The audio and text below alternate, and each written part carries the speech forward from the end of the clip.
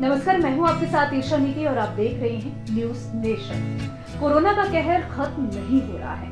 इसके नए नए वेरिएंट रोज सामने आते जा रहे हैं। कोरोना के नए बड़े वेरिएंट पहले ही सामने आ चुके हैं, जैसे अल्फा और डेल्टा। डेल्टा की वजह से काफी तबाही मचते हुए दिखाई दे रही है। भारत में भी इसी वेरिएंट ने जबरदस्त कहर मचाया था। अब BA.4 और BA.5 के बारे में एक्सपर्ट चिंतित हैं। ये वेरिएंट्स ओमिक्रॉन वेरिएंट से मिलते जुलते हैं।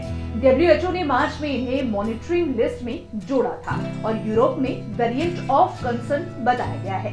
तमाम लोगों के जहन में सवाल है कि ओमिक्रॉन के सब वेरिएंट BA.4 और BA.5 कहां फैल रहे हैं। तो आपको साफ कर दे कि सब वेरिएंट BA.4 और BA.5 इस साल की शुरुआत में दक्षिण अफ्रीका में पाए गए थे।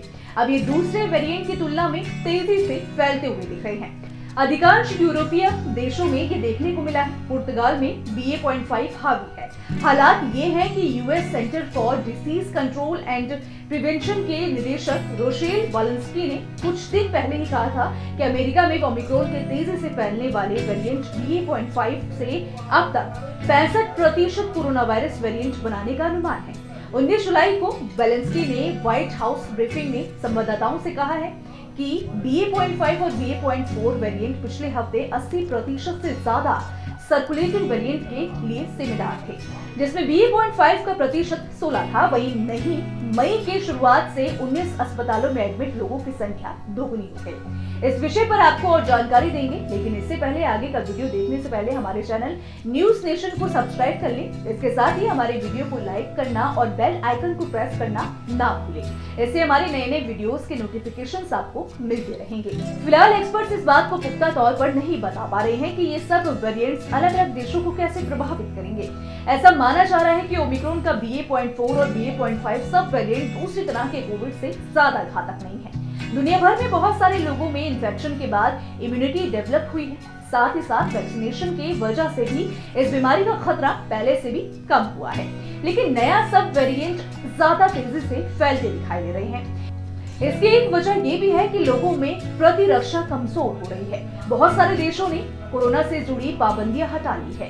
मतलब ये है कि लोग एक दूसरे से ज्यादा मिलजुल रहे हैं और इससे वायरस के तेजी से फैलने की आशंका बढ़ रही है। ऐसा बताया जा रहा है कि BA.4 और BA.5 से लोग तब भी संक्रमित हो सकते हैं जब वो पहले से ही ओमिक्रॉन के किसी दूसरे वेरिएंट से संक्रमित हो चुके हैं। नए संक्रमण की लहर से अस्पतालों में लोगों की संख्या बढ़ सकती है और मौतों का आंकड़ा भी बढ़ सकता है। अब बात आती है इससे बचाव कैसे किया जाए। सबसे पहली बात कि दूसरे कोविड वेरिएंट की तरह गंभीर बीमारी वाले लोगों में और बुजुर्गों में संक्रमण तेजी से फैलने की आशंका ज्यादा है, तो ऐसे में लोगों के लिए बचाव सबसे ज्यादा जरूरी है। साथ ही वैक्सीनेशन से भले ही पूरी तरह से संक्रमण से सुरक्षा ना मिले, लेकिन वैक्सीनेशन की वजह से इस वायरस से लड़ने में सबसे ज्यादा मदद मिलती है। Delta, alpha, beta, gamma variant के वक्त में भी वैक्सीनेशन ने लोगों को गंभीर तौर पर बीमार पड़ने से बचाया था। ऐसे में डॉक्टर कहते हैं कि कोरोना की रोकथाम के लिए पूरी तरह से वैक्सीनेटेड होना जरूरी है। मीडिया रिपोर्ट्स के अनुसार ब्राजीलियन सोसाइटी ऑफ इम्यूनाइजेशन के डायरेक्टर डॉक्टर कफोरी ने कहा, वैक्सीन सामान्य लक्षण वाले, हल्के लक्षण वाले या बिना लक्षण वाले कोरोना के मामले के मुकाबले गंभीर मामलों में ज्यादा सुरक्षा प्रदान करती है। इस वीडियो में फिलहाल इतना ही। जल्दी मिलेंगे आपसे नई वीडियोस में। बने रहिए न्यूज नेशन के साथ ही अपडेट खबरों के लिए आप हमारी वेबसाइट newsnationtv.com पर भी विजिट कर सकते हैं।